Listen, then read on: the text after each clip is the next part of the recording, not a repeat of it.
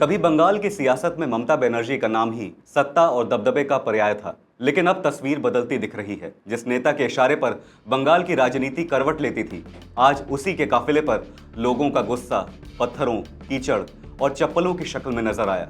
सवाल लोगों के आक्रोश का था, लेकिन सवाल लोकतंत्र की उस मर्यादा पर भी था जहां विरोध और हिंसा के बीच की लकीर धुंधली होती दिखी।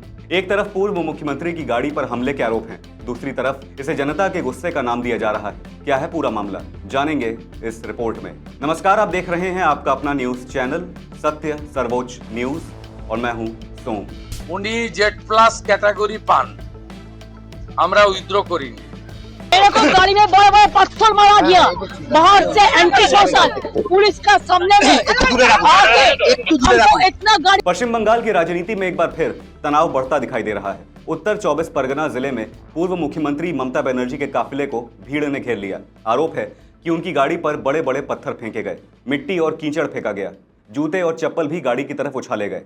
ममता बनर्जी के मुताबिक अगर उनकी गाड़ी की खिड़की खुली होती तो पत्थर सीधे सिर पर लग सकता था, गंभीर चोट आ सकती थी और जान भी जा सकती थी। इस तरह ममता बनर्जी ने इस घटना को महज विरोध प्रदर्शन नहीं बल्कि एक साजिश बताया। उन्होंने आरोप लगाया कि पुलिस को पहले से ही जानकारी थी कि वो उस इलाके में जाने वाली हैं। इसके बावजूद पर्याप्त सुरक्षा इंतजाम नहीं किए गए। ममता बनर्जी ने यह भी कहा कि पश्चिम बंगाल को गुंडे नियंत्रित कर रहे हैं। दरअसल ये घटना उस वक्त हुई जब ममता बनर्जी एक मृत टीएमसी कार्यकर्ता के परिवार से मिलने जा रही थी। मृतक कार्यकर्ता का नाम बिरजू केओट बताया गया है। टीएमसी के मुताबिक बिरजू केओट की मौत पुलिस हिरासत में तबीयत बिगड़ने के बाद हुई।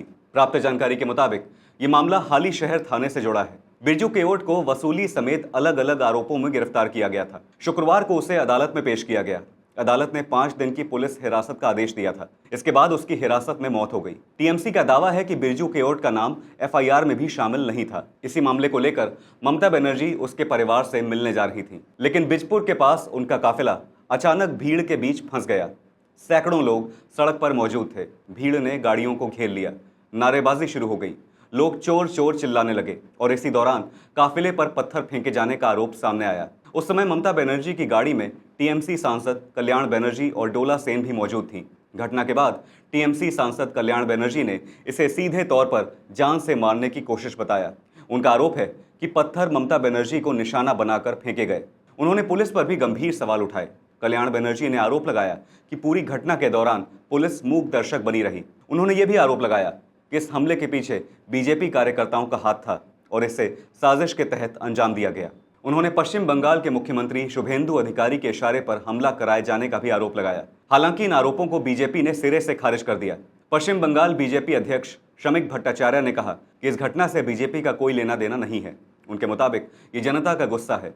साथ ही उन्होंने कहा कि पुलिस को घटना के दोषियों के खिलाफ सख्त कार्रवाई करनी चाहिए। वहीं मुख्यमंत्री शुभेंदु अधिकारी ने ममता बनर्जी के आरोपों को खारिज करते हुए कहा कि घटनास्थल पर बीजेपी का न कोई कार्यकर्ता मौजूद था और न ही पार्टी का झंडा दिखाई दिया। उनके मुताबिक काफिले के खिलाफ हुआ विरोध बीजेपी का प्रदर्शन नहीं बल्कि लोगों के भारी गुस्से का नतीजा था। शुभेंदु अधिकारी ने तंज कसते हुए कहा कि ममता बनर्जी ने इतनी चोरी की है कि अब जनता के मुंह से उनके लिए चोर जैसे नारे सुनाई दे रहे हैं। साथ ही उन्होंने सवाल उठाया कि ममता बनर्जी आरजी कर दुष्कर्म और हत्याकांड की पीड़िता अभया की दूसरी बरसी पर उनके परिवार से मिलने क्यों नहीं गई। उन्होंने कहा कि अगर ममता बनर्जी अभया के घर जाकर माफी मांगती तो रत्ना देबनाथ उन्हें माफ कर देती। उधर राज्य मंत्री अग्निमित्रा पॉल ने घटना की निंदा करते हुए कहा कि उनके ममता बनर्जी के पिछले 14 वर्षों के कार्यकाल को लेकर चाहे जितने भी मतभेद हों और ममता बनर्जी ने कुछ भी किया हो, लेकिन मारपीट, बदसलूकी या कीचड़, स्याही और जूते फेंकने जैसी हरकतों का समर्थन नहीं किया जा सकता।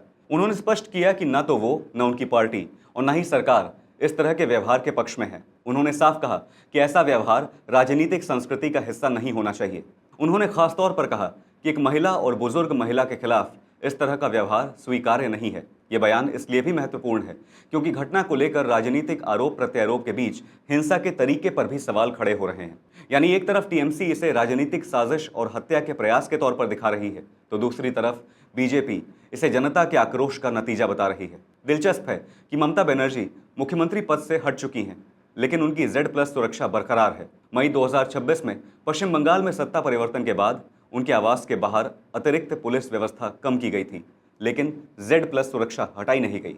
रिपोर्ट्स के मुताबिक ममता बनर्जी की सुरक्षा में करीब 55 सुरक्षा कर्मियों का घेरा रहता है। फिलहाल इस घटना ने पश्चिम बंगाल की राजनीति में नया विवाद खड़ा कर दिया है। एक तरफ टीएमसी इसे हमला और साजिश बता रही है, दूसरी तरफ बीजेपी ने किसी भी संलिप्तता से इनकार किया है। लेकिन इन राजनीतिक दावों के बीच सबसे अहम सवाल यही है, क्या किसी विरोध का तरीका पत्थरबाजी हो सकता है? क्या आक्रोश को जताने के ये तरीके सही हैं? और अगर नहीं, तो इस घटना के लिए जिम्मेदार लोगों पर क्या कार्रवाई होती है? अब निगाहें पुलिस की जांच और आगे की कार्रवाई पर हैं। आपकी इस मामले पर क्या राय है, हमें ज़रूर बताइएगा। फिलहाल इस खबर पर इतना ही। देश और दुनिया की बड़ी और अहम खबरों के लिए बने रहिए सत्य सर्वोच्च के साथ। लाइक, कमेंट और शेयर करना ना भूलें। अपना ख्याल रखें।